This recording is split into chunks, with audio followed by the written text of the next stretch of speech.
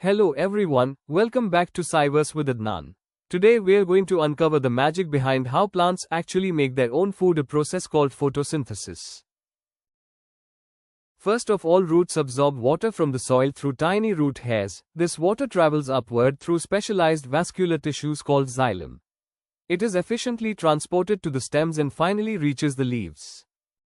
Then leaves absorb carbon dioxide directly from the air through tiny pores called stomata.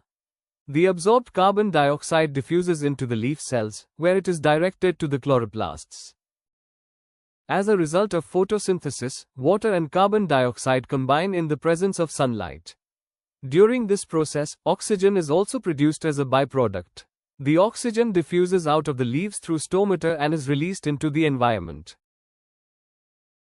Main product which is produces as a result of photosynthesis is glucose, a simple sugar that serves as the primary food for plants. Plants use this sugar for energy, growth, and storage in the form of starch.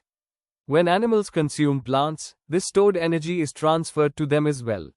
In summary, photosynthesis is the remarkable process through which plants absorb water, carbon dioxide, and sunlight to produce glucose for food and oxygen for the environment. It is the reason we have both energy to live and fresh air to breathe.